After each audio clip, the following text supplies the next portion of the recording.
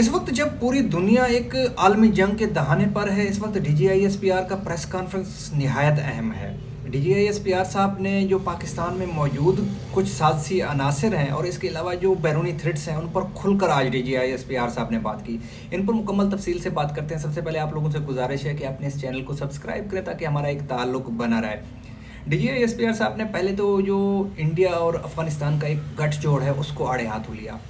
DGISPR ने वाज़ेह अंदाज में उन्हें चैलेंज किया कि अगर दोनों एक एक होकर आना चाहते हैं तो आ जाएं, हम तैयार हैं हर वक्त। अगर ये अलग-अलग होकर आना चाहते हैं तो फिर भी हम तैयार हैं। माजी में भी हम इनको सबक सिखा चुके हैं। जिस तरह के भारत के साथ जो हमारा आखिरी एक मुआरका हुआ है उसमें भारत को एक दुनिया में ज़िल्लत उठाना पड़ा। जिस तरह उसके जहाज़ गिरे, मोदी कहीं पे मुंह दिखाने के काबिल नहीं रहा। और साथ में अफ़गानिस्तान में जिस तरह जो ना वहाँ से कुछ दहशतगर्द आते हैं, पाकिस्तान में मासूम लोगों की जान लेते हैं और यहाँ पे दहशतगर्दी फैलाते हैं, तो उस पर भी DGISPR ने वाज़ेह मौक़िफ़ दिया कि किस तरह अफ़गानिस्तान में जाकर उन्होंने कितने ऑपरेशन किए और किस तरह उनका कला कमा किया और किस तरह उनको निस्त नाबूद किया।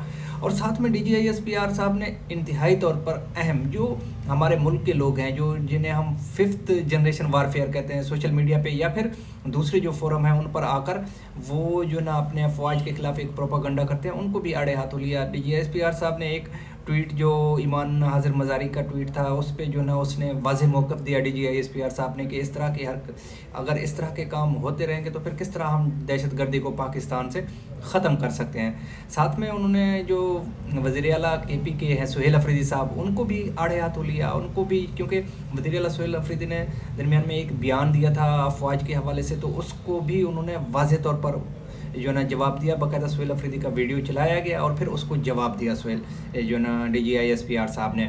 और उसके साथ जो ना जिस तरह सुहेल अफरीदी का एक वाज़ेह मौक़िफ़ है कि हम KPK में किसी किस्म के भी ऑपरेशन को नहीं होने देंगे, तो उस पर DGISPR साहब ने डिजिट्स बताया कि कितने दहशतगर्दी के हमले हुए KPK में और फिर अब इनको किस तरह से, अगर इनके साथ आप लोगों ने इनको ख़त्म नहीं करना तो फिर इनको क्या करना है। DGISPR ने एक सवाल छोड़ा KPK गवर्नमेंट के लिए और फिर जो ना सुहेल अफरीदी साहब को से जवाब मांगा कि अगर आप लोग इनको ख़त्म नहीं करने देंगे, आप इनके खिलाफ ऑपरेशन नहीं करने देंगे, तो क्या मासूम लोगों की जान लेने की इजाज़त देते हैं हम दहशतगर्दों को? तो फिर क्या करना है इनका? ये वो सवाल है जो DGISPR साहब ने सुहेल अफरीदी के लिए छोड़ा है।